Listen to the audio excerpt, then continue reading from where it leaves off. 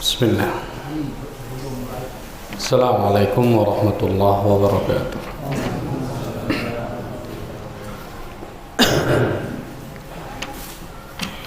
Alhamdulillahi rabbil alamin. Ar-Rahmanir Rahim. Maliki yaumiddin. Iyyaka na'budu wa iyyaka nasta'in. Ihdinas siratal mustaqim. صراط الذين أنعمت عليهم غير المغضوب عليهم ولا الضالين والصلاة والسلام على خير المرسلين نبينا محمد صلى الله عليه وسلم وعلى آله وأصحابه ومن سار على نهجه إلى يوم الدين. أما بعد، قال الله تعالى: يا أيها الذين آمنوا اتقوا الله حق تقاته ولا تموتن إلا وأنتم مسلمون. فإن أصدق الحديث كتاب الله وخير الهدى هدى محمد صلى الله عليه وسلم وشر الأمور محدثاتها فإن كل محدثة بدعة وكل بدعة ضلالة وكل ضلالة في النار. معاشر المسلمين rahimani wa rahimakumullah. Alhamdulillah, kita bersyukur kepada Allah Subhanahu wa taala yang mempertemukan kita di majelis ta'lim di hari-hari yang mulia, yaitu hari 10 awal bulan Zulhijjah. Semoga apa yang kita lakukan malam hari ini sembari menunggu waktu salat Isya, Allah jadikan sebaik-baik amalan dan menjadikannya sebagai amalan yang paling dicintai olehnya. Jamaah sekalian, insyaallah malam hari ini kita akan membicarakan tentang fikih salat Id. Karena insyaallah 2 atau 3 hari lagi Kamis ya. Mungkin 2-3 hari lagi kita akan mengadakan salat Id ini. Maka sebagai bentuk berilmu sebelum berbuat dan berucap, maka perlu kita mempelajari tentang fikih salat Id ini. Jamaah sekalian, salat Id ini adalah salah satu syariat yang diajarkan oleh Nabi kita, Nabi Muhammad sallallahu alaihi wasallam. Para ulama berbeda pendapat tentang hukum salat Id niki. Ada yang mengatakan salat Id niki sunnah dan termasuk sunnah muakkadah, karena Nabi sallallahu alaihi wasallam tidak pernah meninggalkannya dan memerintahkan untuk melakukannya.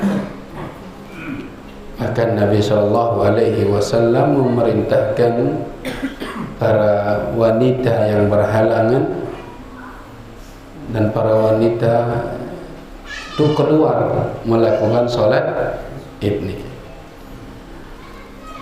Dan sebagian ulama kita ya, yang di sini yang berpendapat hukumnya wajib, seperti Imam Abu Hanifah.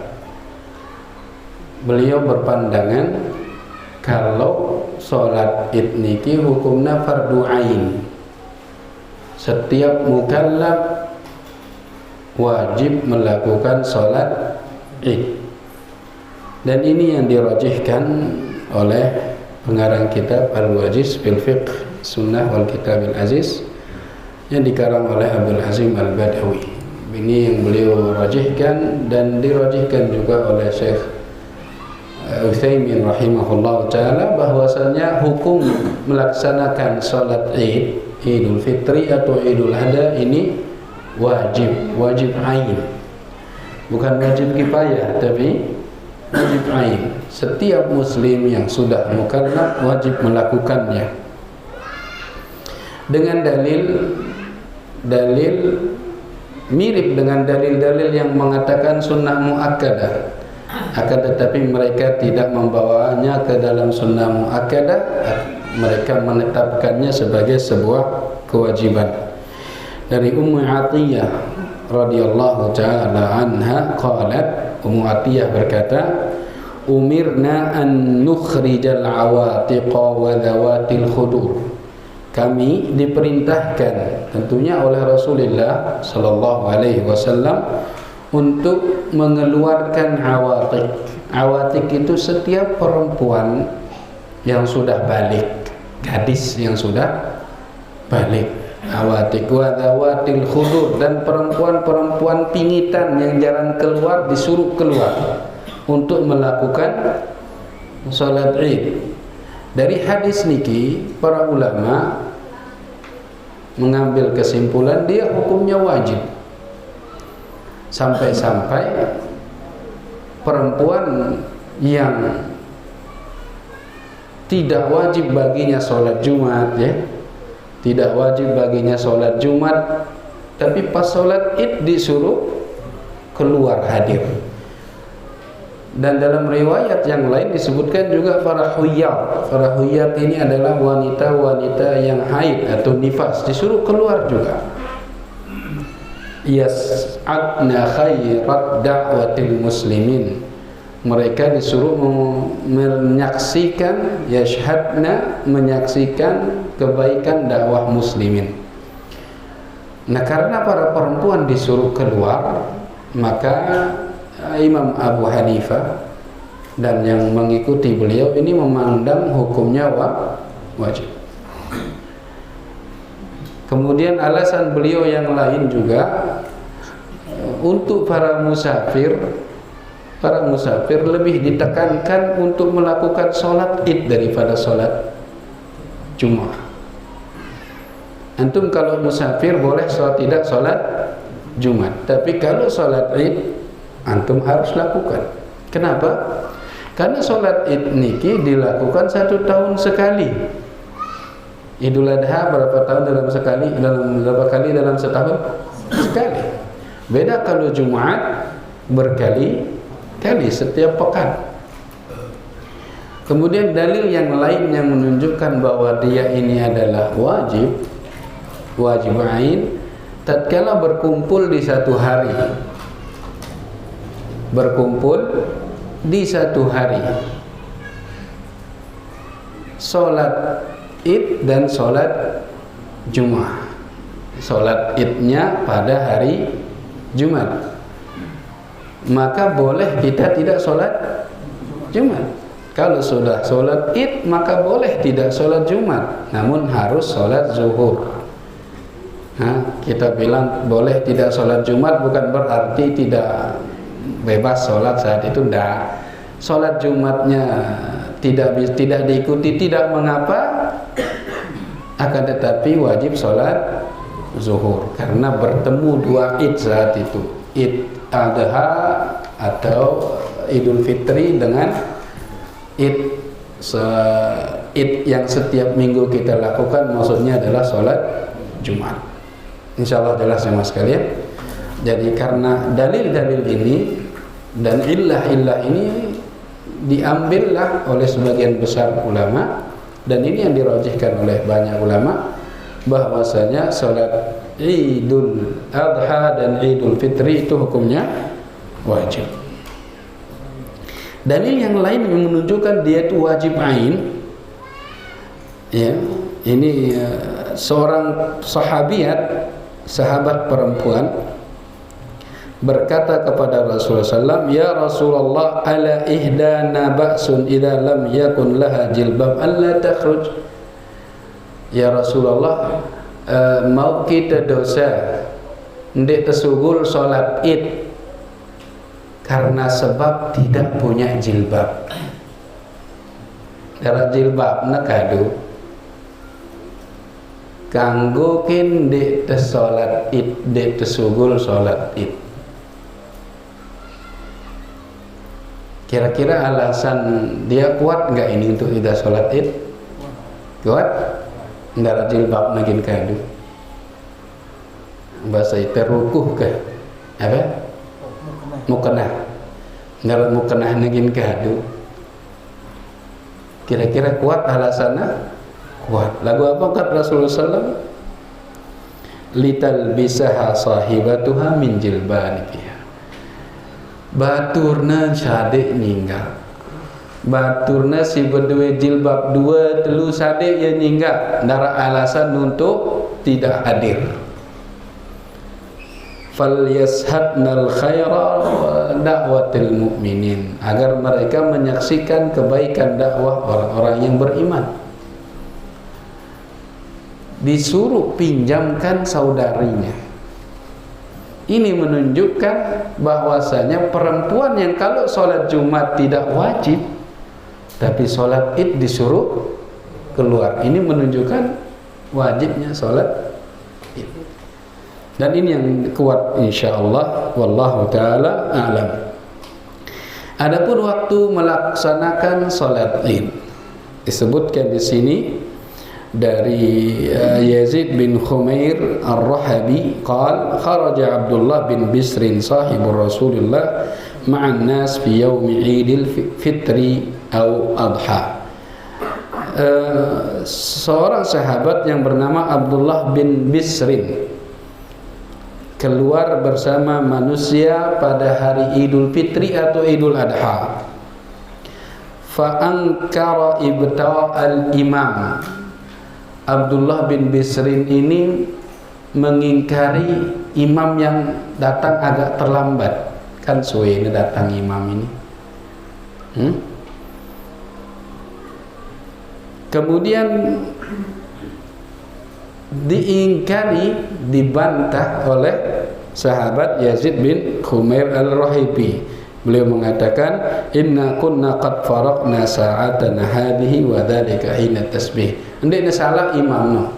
Karena dulu kami pada zaman Rasulullah sallallahu alaihi wasallam kami selesai melakukan salat ketika orang sudah mulai melakukan tasbih. Dijelaskan tasbih di sini maksudnya adalah salat duha. Selesai melakukan salat duha. Para ulama menjelaskan hadis ini, waktu salat Id adalah mulainya semenjak waktu makruh, waktu haram dan makruh itu berhenti. Kapan waktu haram orang salat di pagi hari? Saat terbit matahari.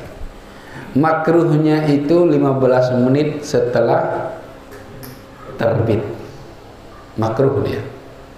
Makanya antum kalau mau sholat syuruk itu ketika terbit matahari jangan langsung sholat, tunggu sampai 15 menit. Tunggu dulu sampai 15. Misalnya syuruk di kalender itu jam berapa? Jam 6 misalnya ya, jam 6 syuruk jam 6 di kalender. Jangan jam 6 antum sholat. Karena itu waktu makruh, waktu istibah. Belum jelas ini sudah selesai terbitnya atau belum selesai ini. Jadi waktu istibah makruh kata para ulama. Maka tunggu dia 15 menit, nah baru. Nah, selesainya waktu makruh ini itulah waktu dibolehkannya sholat Id. Dan sholat Idul Adha dianjurkan dimulai lebih awal. Kapan berakhir waktu sholat Id? Ketika mendekati matahari tegak di tengah langit. Lamun mendekati tegak wajarak nagin jarak wahina waktu. Jadi belok ya waktu sholat Id niki belok. Nah, cuman kita disuruh dan sunnahnya itu dan Rasulullah SAW selalu praktekkan tabkir. Tabkir itu bersegera.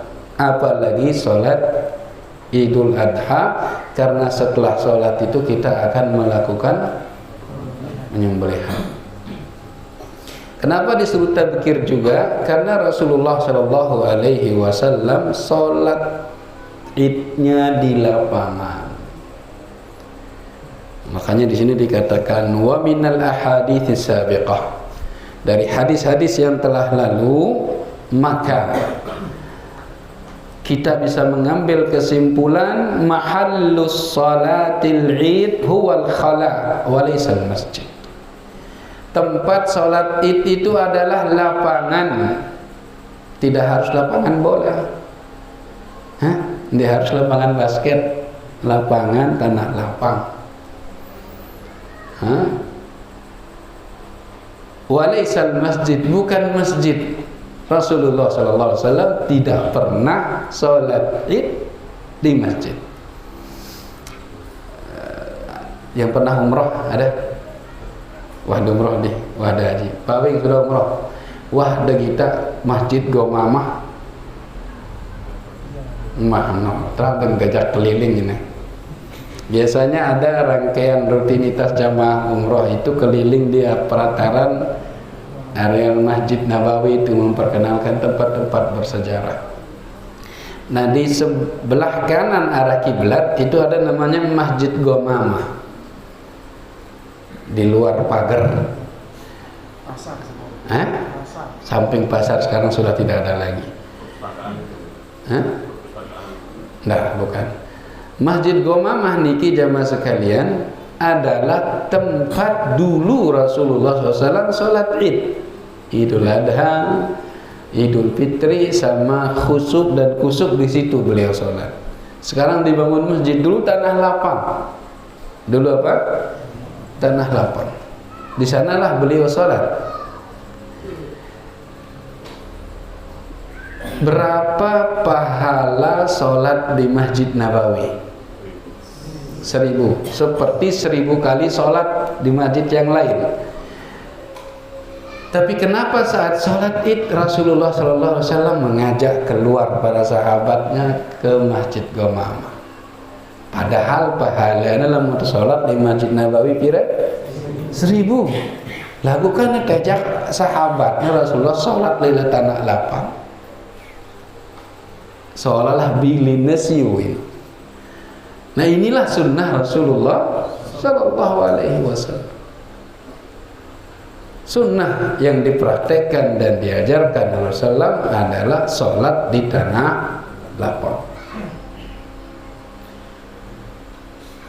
Hikmah yang lain kenapa sholat sunnah di tanah lapang, agar wanita-wanita yang berhalangan, yang tidak boleh masuk masjid, itu bisa menghadirinya. Hikmah yang lain kenapa harus sholat di tanah lapang, bagusnya sholat di tanah lapang, untuk menunjukkan syiar Islam. Untuk menunjukkan apa? Syiar Islam. Lantas apakah tidak boleh sholat di masjid? Boleh. Boleh, cuman bagusnya di lapangan. Sekarang di Masjid Nabawi, di Masjid Haram Makkah, mereka sholatnya di masjid, bukan di tanah lapang. Kenapa di masjid? Karena tidak ada lapangan.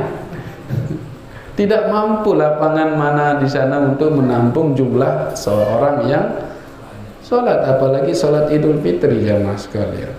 Orang-orang yang i'tikaf di masjid banyak sekali, sampai luar-luar. Makanya di Masjid Nabawi sekarang sholatnya di masjid. Cuman kita sekarang yang memungkinkan kita untuk sholat di lapangan, maka kita lebih baik melakukannya di sholat lapangan, karena dicontohkan oleh Rasulullah Sallallahu Alaihi Wasallam. Beta sholat lapangan, beta sholat jamaah ini Pak, tembel lapangan, culu niki, insyaallah. Kemudian apakah sholat Idul Fitri itu ada azan dan iqamahnya? Karena sebagian daerah, sebagian negara Itu sholat id seperti sholat, ada azan dan iqamahnya. Dari Ibni Abbas dan Jabir bin Abdullah, dua sahabat ini radhiyallahu ta'ala anhuma berkata, lam yakun yu'adzan yaumal fitri wala yaumal adha. Tidak pernah ada azan pada hari raya Idul Fitri dan Idul Adha. Tidak ada azan untuk sholat. Dan azan itu bila disebut azan ada dua kemungkinan artinya, azan dan iqamah. Dan azan iqamah ini masuk ke dalam sini. Tidak ada azan, tidak ada iqamah untuk salat Idul Adha. Dari Jabir radhiyallahu taala anhu, anna la adana lis salati yaumal fitri. Tidak ada azan untuk salat pada hari raya Idul Fitri. Hina yakhrujul imam, dan ketika imam keluar, wala budda ma yakhruju wala iqamata wala nidaa wala syai'. Tidak ada azan, tidak ada iqamah, tidak ada apa-apa. Tidak ada panggilan as-salatul jami'ah, as-salatul jami'ah, tidak ada. Kata Jabir radhiyallahu taala, di sini dia ada azan iqamah? Ada. As-salatul jami'ah, sunnahnya tidak ada. Disebutkan oleh Jabir, la azan wala iqamah wala nida wala syai'. Tidak ada panggilan, ayo salat ke darah nida. Wala syai', tidak ada apa-apa, langsung salat. Termasuk tidak ada apa-apa di sini adalah as-salatul jami'ah. Tidak ada. Dan kalau itu dirutinitaskan seolah-olah menjadi ajaran Rasulullah SAW, maka ini termasuk perkara bid'ah. Namun tegawe sekali dua kali tidak masalah. Lamun rutinitas diterus-terusin lakukan sehingga seolah-olah ini ajaran Rasulullah, nah ini baru perkara bid'ah. Nah, sifatus shalah, sifat salat.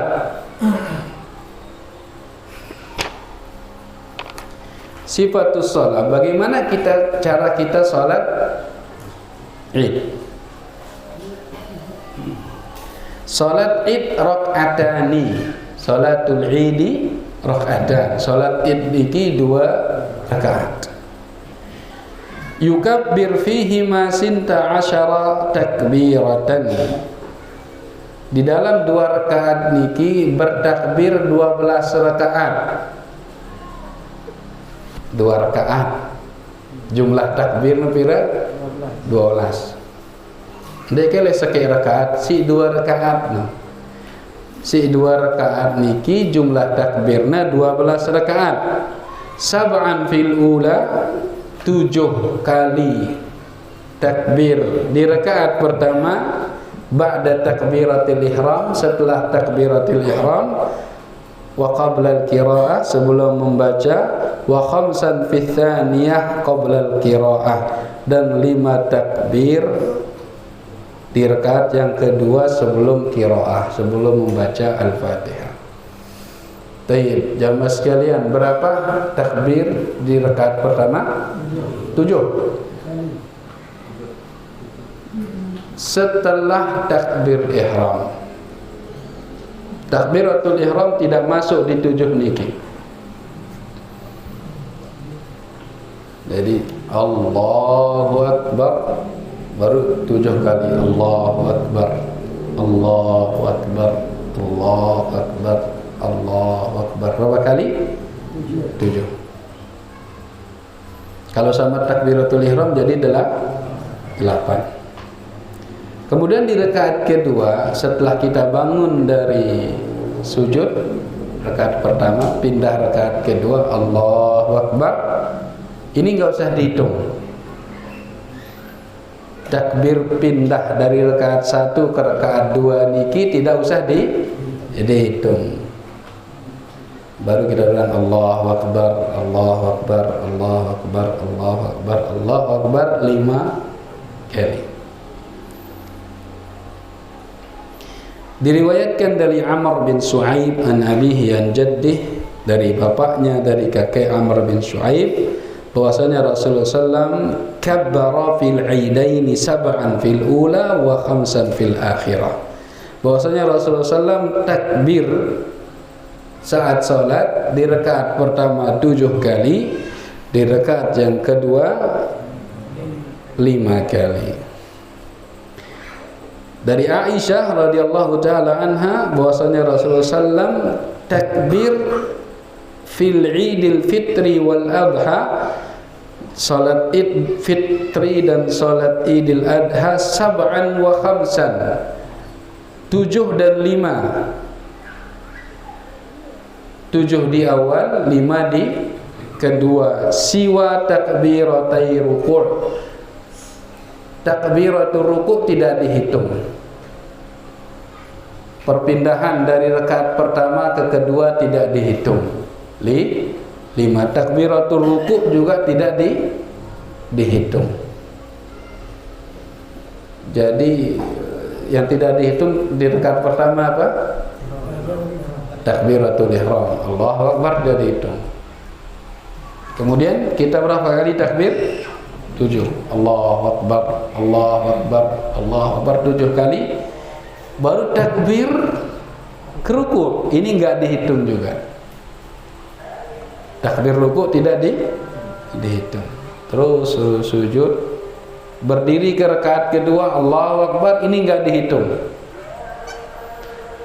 Baru 5 kali Allahu Akbar, Allahu Akbar, Allahu Akbar, Allahu Akbar, Allahu Akbar 5 kali. Mau ruku' Allahu Akbar lagi.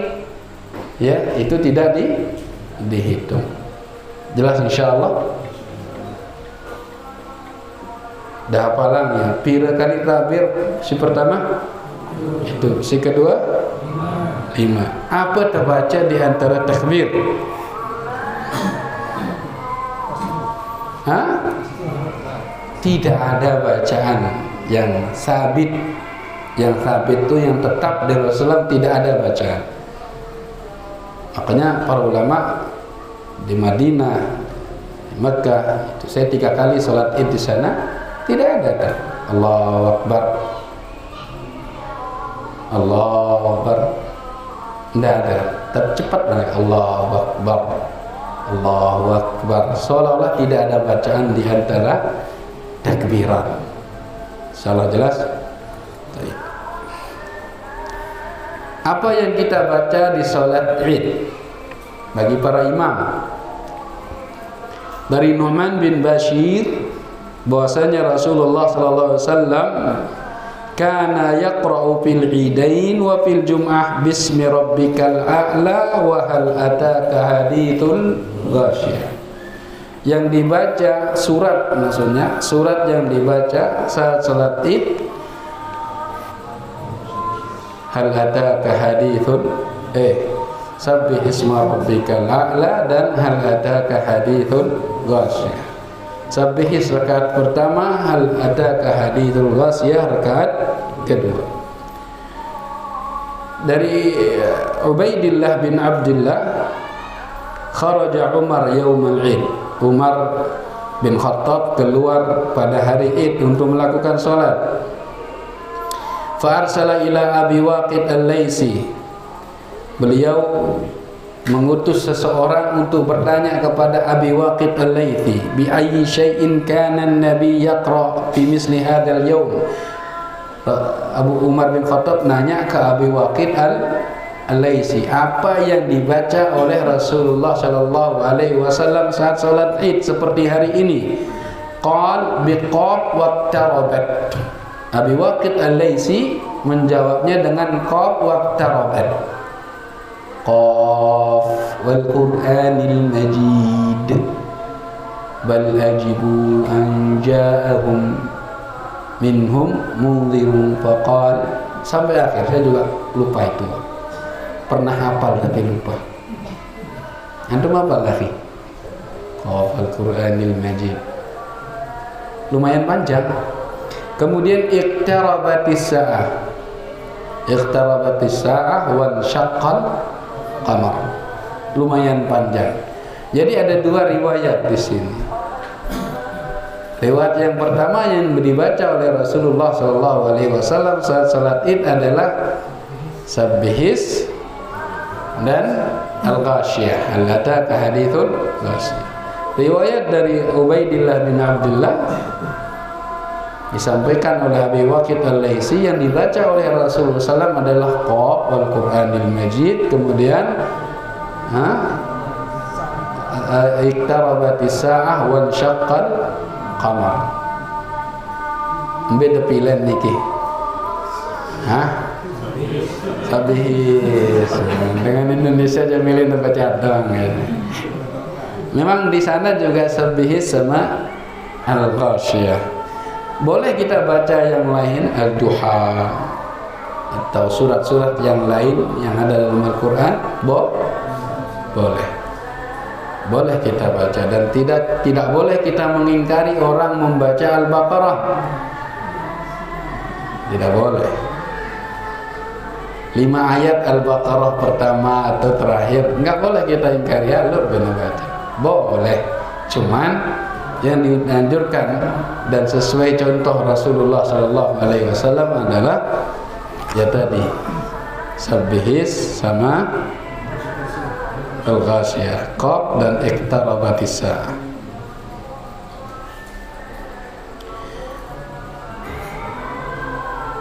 Jelas insyaallah cara salat Id insyaallah. Tayyib, barek tabak teman. Kemudian fikih salat Id selanjutnya adalah al-khutbah ba'daha. Ini itu perkara salah deh. Orang banyakan kalau sholat Id sudah selesai bubar. Bubar. Padahal sunnahnya tetokok. Dengar khutbah. Dari Ibnu Abbas radhiyallahu taala anhu, syahidtul ida ma'a Rasulillah wa Abi Bakrin wa Umar wa Uthman radhiyallahu ta'ala anhum fa kulluhum kanu yusalluna qabla al-khutbah. Saya pernah ikut salat bersama Rasulullah, kata Ibnu Abbas, bersama Abu Bakar, bersama Umar, bersama Uthman. Mereka semua sholat dulu baru khutbah. Jangan dibalik. Sunnahnya adalah sholat dulu baru khutbah. Beda kalau sholat Jumat, khutbah dulu baru sholat. Tapi kalau Id enggak. Sunnahnya adalah khutbah, sholat dulu baru khutbah. Dan ini ditekankan oleh para ulama untuk kita dengarkan, karena ini yang dimaksudkan oleh Rasulullah SAW, yashhadna khaira da'watil mu'minin. Perempuan disuruh keluar, yang berhalangan, yang haid, yang nifas, sampai anak kecil disuruh keluarkan, itu untuk melihat kebaikan dakwah mukminin. Para ulama mengatakan dakwah mukminin itu maksudnya adalah khutbah niki. Jadi jangan sampai kita meremehkan khutbah salat Id. Dan salat Id niki terjadi pada tanggal 10 bulan Dzulhijjah. 10 awal bulan Dzulhijjah. Di 10 tanggal 10 hari terakhir dari hari-hari terbaik dunia. Bahkan tanggal 10 niki hari Haji Akbar namanya. Dialah hari terbaik dunia tanpa pengecualian. Kemudian kita sholat Id, kemudian kita dengarkan khutbah di sana, luar biasa pahalanya. Maka jangan sampai kita anggap remeh namanya khutbah. Walaupun dia tidak wajib, wajibnya salat Id, tapi khutbah sunnah. Cuman apakah kita akan menyia-nyiakan kesempatan mendapatkan pahala sebanyak-banyaknya yang hanya terulang satu kali dalam setahun? Jangan sampai kita sia-siakan. Dek suwe khutbah harak sejam. Dek setengah jam mun ndak.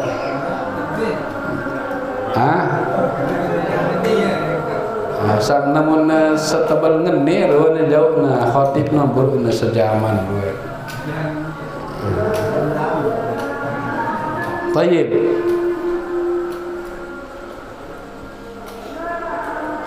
Kemudian apakah ada sholat sunnah sebelum sholat Id dan setelah sholat Id?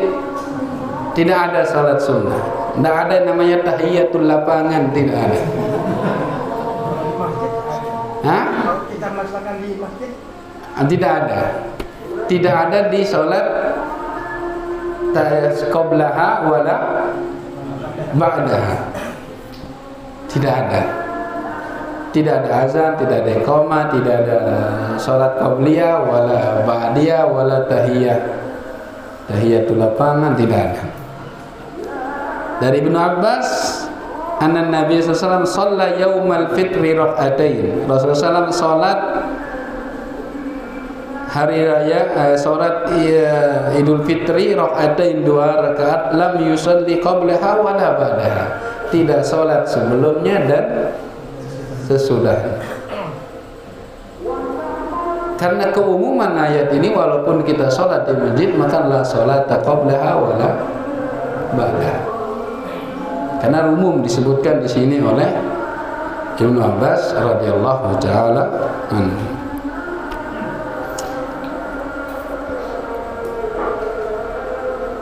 Hafal deh lengan awal ngone niki.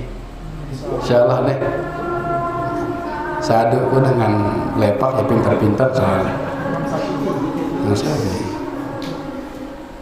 Sekarang apa yang kita dianjurkan untuk lakukan pada hari raya Id?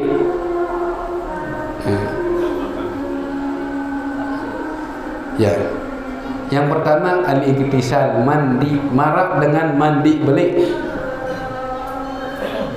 Dari Ali radhiyallahu taala anhu, annahu su'ila 'anil ghusl, radhiyallahu, Ali ditanya tentang mandi, maka beliau mengatakan yaumal jum'ah wa yauma arafah wa yaumal fitri wa yaumal adha. Mandi niki tesunahan hari Jumat, hari Arafah. Hari Arafah bagi yang wukuf untuk wukuf di Arafah sana, yang haji maksud saya. Kemudian Idul Fitri, salat Idul Fitri dan salat Idul Adha.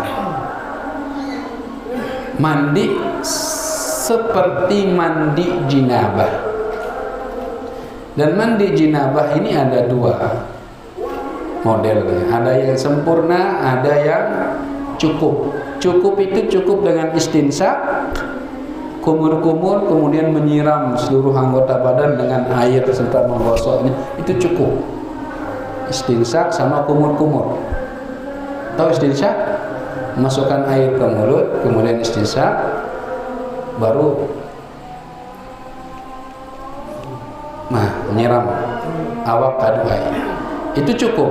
Yang sempurna wudhu dulu. Ya masuk dari wudhu itu sudah. Ya, sebelum wudhu itu cuci tangan, kemudian wudhu. Setelah itu basuh kepala, baru basuh sebelah kanan, gosok sebelah kiri, gosok, baru selapu awak. Ini sempurna. Kita gunakan yang sempurna, maka afdol. Yang cukup itu untuk orang yang hampir terlambat, itu aja. Kemudian sunnah yang berikutnya yang kita dianjurkan untuk lakukan, labsu ahsanith thiyab, memakai baju yang paling bagus. Tidak harus baru, yang paling bagus yang kita miliki. Tidak harus baru. Dari Ibni Abbas, kana Rasulullah sallam yalbasu yaumal id burdatan hamra. Nabi sallallahu alaihi wasallam memakai burdah, warnanya merah, dan bukan warna merah mencolok ya. Dan ini adalah yang terbagus. Burdah ini lembut pakaiannya, bukan kayak sutra, tapi dia lembut kain dan warnanya merah. Dan ini yang paling bagus yang dimiliki oleh Rasulullah Sallallahu Alaihi Wasallam. Pakai baju yang paling bagus, tapi jangan diartikan baju baru. Nah, yang paling bagus yang Anda miliki, paling keren, paling bersih, paling rapi. Ndak kita kado kelambin dia jok bangkat ini dia sunnah niki. Si ketelu, al-aklu yaumal fitri qabla al-khuruj, makan pada hari raya Idul Fitri sebelum keluar untuk sholat. Makan dulu sebelum sholat Idul Fitri. Adapun Idul Adha, takhirul akli yaumal adha hatta ya'kula min udhiyatihi, mengakhirkan makan sampai setelah sholat, dan yang menyembelih sunnahnya tidak makan sampai dia makan dari daging kurbannya. Namun sibuk kurban ini bagusnya lah ditaulaan Ustaz, gemeteran itu berdekakan punti. Tapi kata para ulama, sunnahnya itu setelah sholat kalau Idul Adha. Dari Abi Buraidah bahwasanya Rasulullah SAW kana la yakhruj yaumal fitri hatta yat'ama. Rasulullah SAW tidak keluar untuk sholat Idul Fitri sampai dia makan dulu baru sholat Idul Fitri. Wala yat'am, dan beliau tidak makan yauman nahari, hari Idul Adha, hatta yadhbah, sampai beliau menyembelih. Nah, kuat juga ya, insyaallah. Hah?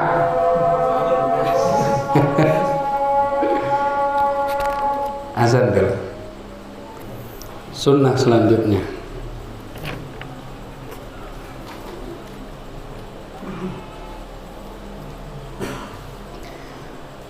bersegera keluar ke masjid, ke musola. Musola artinya tempat sholat, bukan musola ya, membecik musola, membeli masjid. Musola kalau bahasa sana adalah tempat sholat, dan bukan dikhususkan untuk bangunan itu untuk sholat, enggak. Musola itu tempat sholat, bisa di dalam kantor, bisa di balik, bisa di tanah lapang, itu disebut musola. Tapi kalau masjid itu bangunan yang memang dikhususkan untuk sholat. Ini musola apa masjid? Hah? Masjid. Tidak disebut musola, ini masjid. Nebeli, nebeci, yang penting dikhususkan untuk sholat, bangunannya itu namanya masjid. Munite wakaf lain, musola lain, masjid lain, masjid jami lain, santren lain.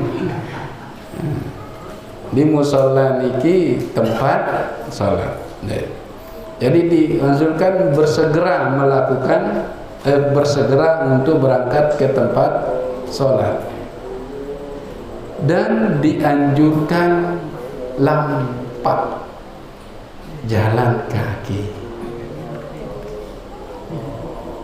Be paling jauh balik detene.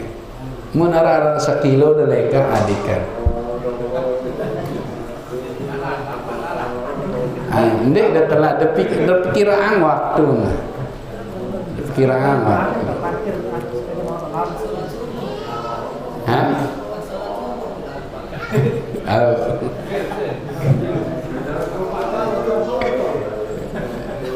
Sekilo itu paling 15 menit jalannya. 30 menit lah. Sekilo. Hah? Kurang malah. Sekilo itu cepat deh. Ya. Dan kenapa jalan kaki lebih banyak pahalanya daripada naik motor? Karena sabda Rasulullah SAW kepada Aisyah, semakin besar usaha yang kau keluarkan, maka makin besar juga pahala. Jadi mana lebih besar usaha kita, jalan kaki apa tinggal?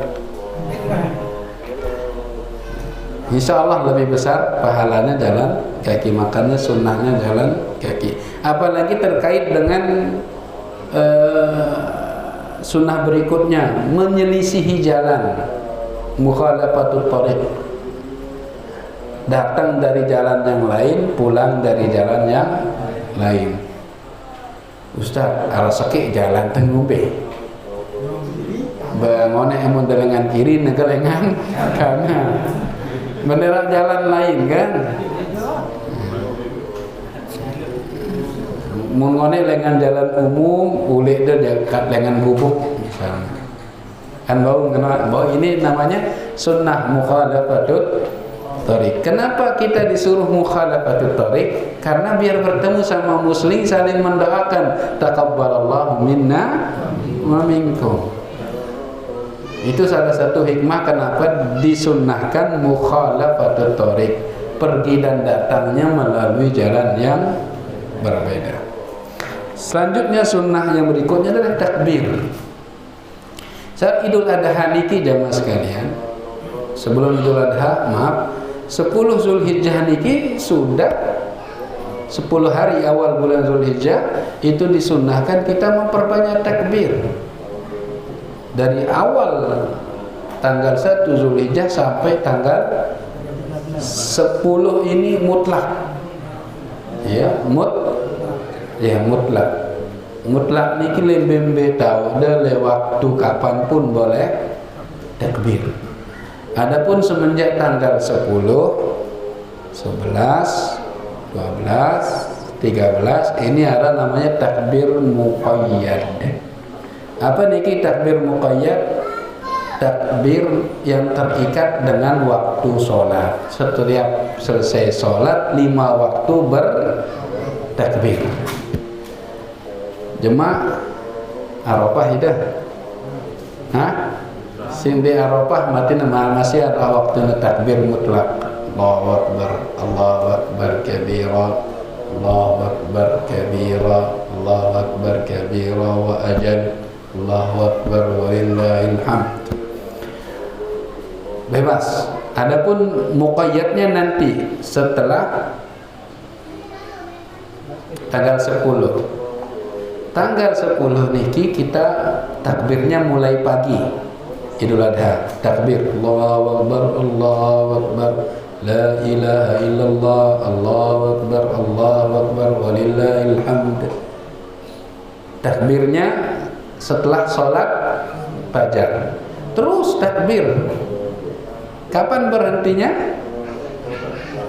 Imam mau mulai sholat, itu berhentinya takbir.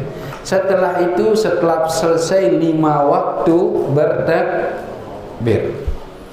Saya ulangi, tanggal 10 pagi kapan kita mulai takbir? Setelah sholat subuh sampai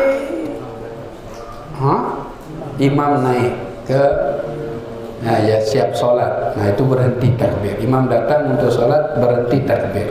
Berarti teleka aning lapangan bertakbir. Setelah itu setiap selesai sholat 5 waktu bertakbir. Ini namanya takbir muqayyad. Gimana lapas takbirnya? Tidak ada hadis yang menjelaskan Rasulullah bertakbir seperti ini. Yang adanya adalah amalnya para sahabat. Sahabat yang melakukan takbir ini. Kalau Ibnu Mas'ud pernah meriwayatkan 2 takbir. Allahu Akbar, Allahu Akbar. 2 kali. La ilaha illallah, Allahu Akbar, Allahu Akbar, walillahil hamd. Ini riwayat Ibnu Mas'ud yang pertama. 2 Allahu Akbar, Allahu Akbar. Allahu Akbar, Allahu Akbar, la ilaha illallah, Allahu Akbar, Allahu Akbar, walillahil hamd. Riwayat yang lain 3 kali. Allahu Akbar, Allahu Akbar, Allahu Akbar, la ilaha illallah, Allahu Akbar, Allahu Akbar, Allahu Akbar, walillahil hamd. Ini namanya taslits. Ada riwayat lain, riwayat Ibnu Abbas. Allahu Akbar kabira, Allahu Akbar kabira, Allahu Akbar wa ajal, Allahu Akbar walillahil hamd. Allahu Akbar kabira 2 kali. Allahu Akbar kabira, Allahu Akbar kabira. Sikatun Allahu Akbar kabira, Allahu Akbar wa ajal. Allahu Akbar wa ajal. Sikatun Allahu Akbar walillahil hamd. Ini Ibnu Abbas. Salman lebih gampang. Allahu Akbar, Allahu Akbar, Allahu Akbar, Allahu Akbar, Allahu Akbar. Ndara rubu anak. Allahu Akbar orang ini Salman. Nah, karena tidak adanya hadis dari Rasulullah SAW kalau Rasulullah pernah bertakbir seperti ini, karena tidak adanya hadis seperti itu, maka kita boleh di sini perkaranya bebas, boleh ditambah dengan yang lainnya seperti di Saudi itu. Allahu Akbar, Allahu Akbar, la ilaha illallah, Allahu Akbar, Allahu Akbar, walillahil hamd, Allahu Akbar kabira, walhamdulillahi katsira, wa subhanallahi bukratan wa asila, wa sallallahu ala nabiyyina Muhammad wa ala alihi wa sahbihi wa sallam tasliman katsira. Boleh. Boleh. Insyaallah jelas.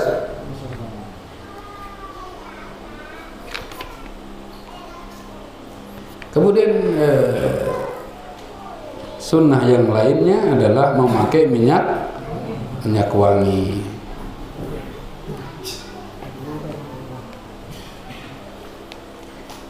Wallahu ta'ala a'lam. Kemudian kalau sholat di lapangan, imamnya harus ada sutra, Pak.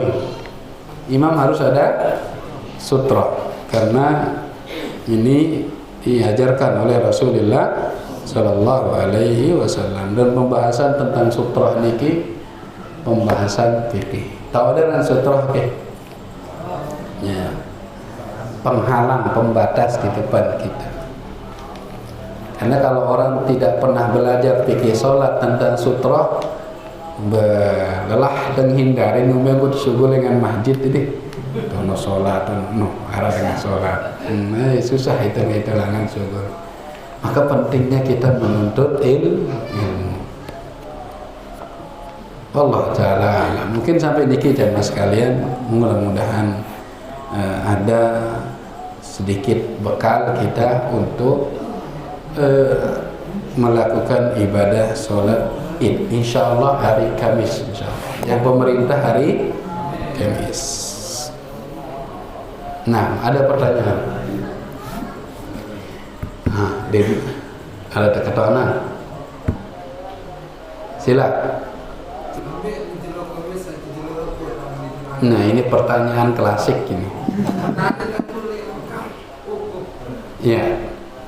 Ya mas sekalian, para ulama khilaf di sini. Ada yang mengatakan puasa Arafah itu ngikutin orang yang wukuf.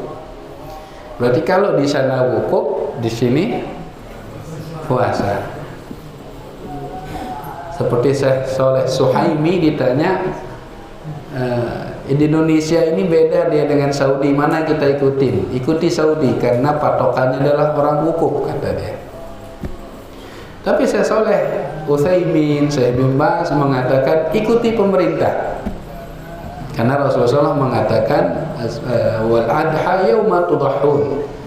Idul Adha itu tatkala kalian sama-sama merayakan Idul Adha, sama-sama sholat Idul Adha. Bagaimana kita bisa sama-sama? Tentunya dengan ketok palunya pemerintah. Kalau diserahkan ke kelompok-kelompok nggak bisa sama-sama gitu.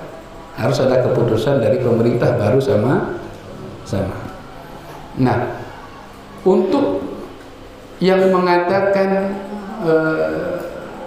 sholat puasa Arafah itu mengikuti wukuf, ada dalilnya. Untuk yang mengatakan bukan ada dalil, ada ulama yang berpendapat seperti itu. Ada yang mengatakan bukan wukufnya yang dilihat, tapi tanggalnya. Wukuf itu tanggal berapa? Tanggal 9. Kalau di Saudi tanggal 9-nya mungkin besok, dan di Indonesia tanggal 9-nya hari Rebo. Paham niki? Kenapa kita ngikuti tanggal 9 hari Rebo? Karena pemerintah menentukan tanggal 9 itu jatuhnya pada hari Rebo. Tahu letak perbedaan. Nah, orang yang mengatakan harus hari Selasa karena patokannya orang wukuf. Patokannya orang wukuf. Kapan ada wukuf? Nah, di sini Kalau yang pendapat yang berikutnya, yang kedua, bukan wukufnya yang dilihat, tapi tanggal terjadinya wukuf itu, tanggal 9. Lamun arah wukuf di Indonesia tanggal 9 Indonesia tanggal pira? Sejak hari apa? Hari Rabu. Berarti wukufnya di Indonesia hari Rabu. Jadi tanggal 9-nya itu yang dilihat, bukan wukufnya. Insyaallah jelas. Dan dua-duanya sama kuat. Kalau Anda nanya saya pribadi, saya ikut pemerintah. Karena dengan itu mengikuti pemerintah kita bisa bersatu, bareng-bareng gawe. Lamun terseraham ya kelompok-kelompok kayaknya umat Islam ini di nebesake Naksabandiyah beda, ini beda. Allah Ta'ala. Kalau saya pribadi ikut pemerintah, berdosa nggak kita usahakan beli bulanan enggak? Ini pertanyaannya di Pegading kemarin, Masjid Muhammadiyah juga. Beli bulan Ustaz, cuma tanggal siwa kena Selasa kan. Nah, kira-kira lamun teu puasa jelur rebono berdosa kita usahakan Idul Adha ini. Kagak teu puasa le jelur lebaran ndek kanggo. Nah, bukan bulan jelur Selasa beli, berarti rebono lebaran. Saya bilang saya tetap ikut pemerintah karena Rasulullah yang mengatakan itu. Berpuasa saat kalian sama-sama berpuasa. Salat Idul Fitri saat kalian sama-sama salat Idul Fitri. Idul Adha sama-sama saat melakukan Idul Adha. Bagaimana kita bisa sama-sama? Ya ikut pemerintah. Berdosa enggak kita kalau seandainya benar itu tanggal 9 itu hari Selasa? Enggak berdosa karena kita ada dalil. Ngikuti Rasulullah sallallahu alaihi wasallam. Allah Ta'ala. Pertanyaan klasik gitu. Ya. Kalau di tempat saya itu setiap kali takbir membaca Subhanallah walhamdulillah wala ilaha illallah wallahu akbar wala haula wala quwwata illa billahil aliyyil azim. Kalau 7 kali takbir maka 7 kali membaca yang seperti tadi. Bagaimana itu? Datangnya dari mana itu? Ya saya juga nggak tahu dari mana itu. Saya pernah dengar Syekh Fauzan kalau nggak salah, kalau memang ada yang dibaca di antara salat takbir itu maka tidak mengapa. fahasun, bagus katanya. Karena tidak ada memang dalil dari Rasulullah SAW kalau beliau membaca sesuatu di antara takbir. Seandainya ada, tentu kita akan gunakan. Tapi kalau seandainya imam agak panjang, maka tidak mengapa. Allah Ta'ala alam. Ada lagi? Apa kata Tuhan? Apakah cuma makan doang disunahkan Ustaz? Makan saat Misalkan sebelum berangkat disunahkan untuk tidak makan dulu. Apakah boleh kan ke makan pisang atau roti? itu makan itu dulu ya.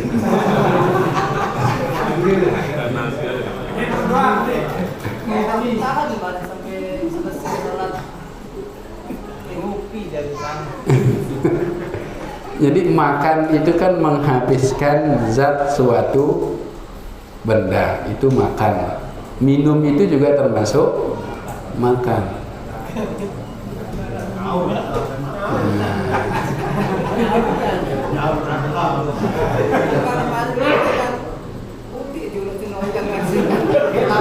Misalnya itu kan apa ya namanya sunnah. Tapi kalau antum misalnya punya atau apa, kemudian nanti kalau diundur makannya sampai selesai sholat Idul Adha, apalagi imam baca 5 lembar teks kan, bolak-balik 10 halaman, jadi lebih lo jadi gemeteran, sakit, takut itu terjadi, maka makan tidak mengapa karena keadaan. Ya. Kalau diwajibkan sholat itu, bagaimana dengan orang yang sakit berat? Tidak ada yang membawanya. Tidak ada yang membawa dia. Baik, kita bilang tadi yang kuat adalah sholat Idul Adha dan Idul Fitri ini adalah fardu ain. Bagaimana yang sakit? Tentunya sakit yang tidak bisa negosubul tadi. Kalau sakit seperti ini maka dia sholat seperti keadaannya. Ya, ikuti keadaannya. Sholat di tempat dia bisa sholat selama dia masih sadar, dia tidak hilang akal, maka dia sholat di tempatnya. Wallahu ta'ala a'lam. Ada lagi? Bukan harus ada satu komando. Artinya Islam itu hanya bersatu. Ini bersatu maksudnya bersatu tempat, satu waktu, gimana maksudnya? Ya, berbareng-barengan, sama-samaan. Kemudian yang kedua, ini kan syiar kepada siapa? Karena sama-sama muslim. Iya, memperlihatkan kita kalau walaupun kita sama muslim, tapi kalau kita kelihatan banyak barang takbiran, suara banyak, itu makin menambah keimanan. Enggak harus syiar itu harus diperlihatkan sama non muslim, enggak. Tapi kita sendiri kalau lihat barang-barang putih, kado putih, bertakbir, belik-belik, suara, itu beda rasanya. Seperti antum haji. Haji itu kan syiar Islam ya. Tatkala kita jalan dari Mekah ke Mina untuk tarwih, kemudian dari Mina ke Arafah, kita banyak jalan, beda rasanya. Beda rasanya kalau kita takbiran sendirian, Allah, beda. Jalan 4 kilo dari Mina ke Arafah itu tidak ada rasanya. Kono duit dengan selama-lama. Jadi bis kadun dulu lagi. Bis ya didengar rasa berarti. Padahal di dalam bis kan kita juga bertakbir, bertalbiyah, labbaik Allahumma labbaik. Itu syiar. Dan syiar itu menambah kehusuan, menambah keimanan, kenyamanan beribadah. Wallahu ta'ala a'lam.